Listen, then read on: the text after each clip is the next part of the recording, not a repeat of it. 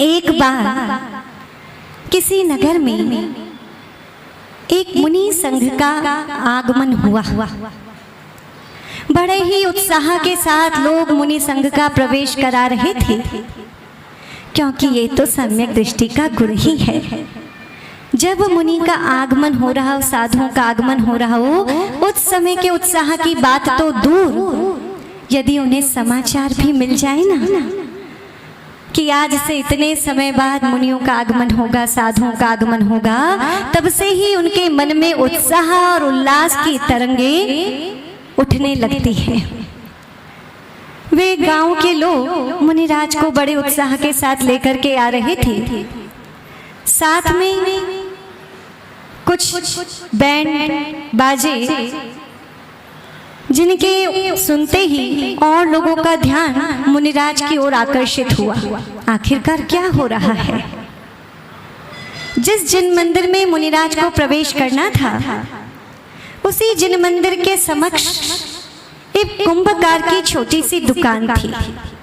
कुंभकार तो जानते हैं ना आप लोग, पॉटर यानी जो अर्थ पॉट्स बनाता है, जो मिट्टी के घड़े इत्यादि बनाता है।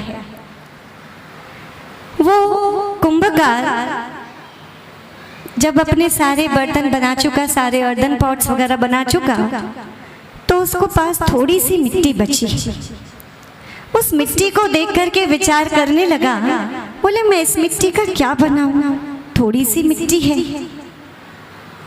वह देखने लगा, तभी उसने उसको बनाना शुरू किया। उसी के पास दो मित्र बैठे हुए थे। एक मित्र ने पूछा, भैया क्या बना रहे हो?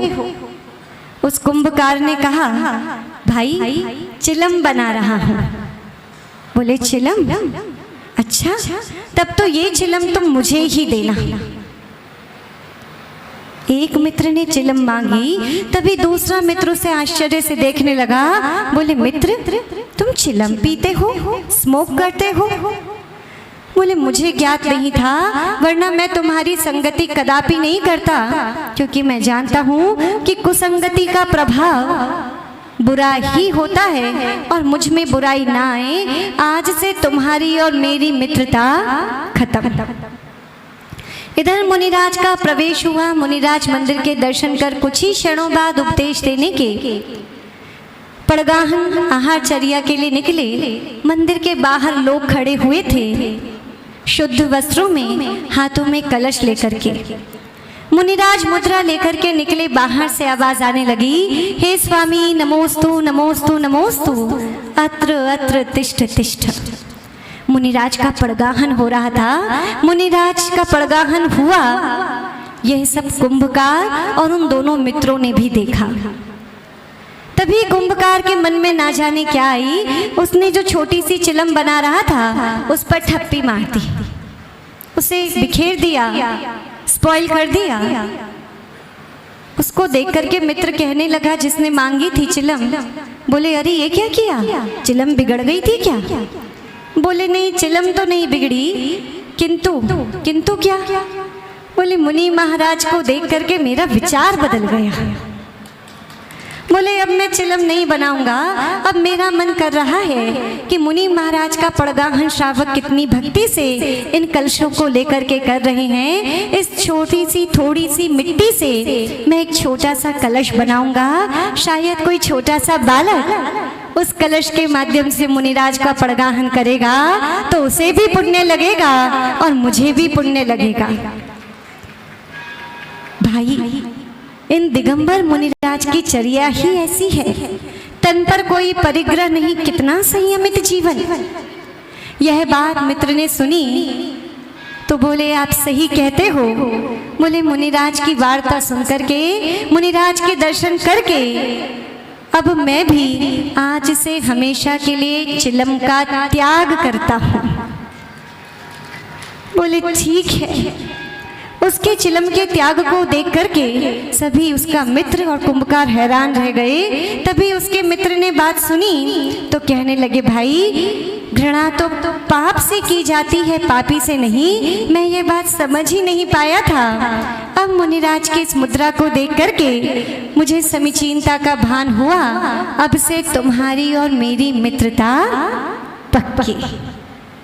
अब कुंभकार का मुनिराज को देख करके विचार बदल गया।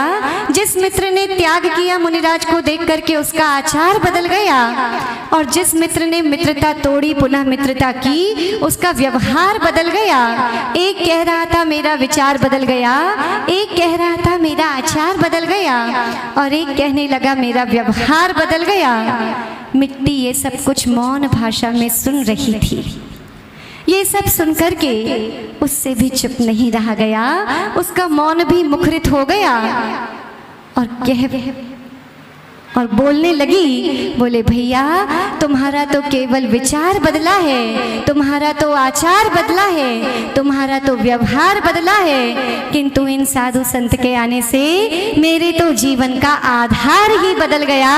चिलम बनने जा रही थी और अब कलश बन गई तो किसी के सिर पर धारण की जाऊंगी।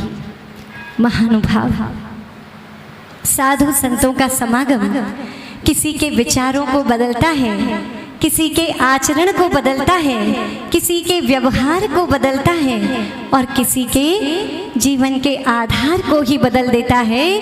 कई बार ऐसा होता है जब साधु संतों का लंबा समागम मिलता है तो एक गृहस्थ सदगृहस्थ अणुव्रती और किसी का तो आधार ऐसा बदलता है वह स्वयं महाव्रती की श्रेणी में पहुंच जाता है।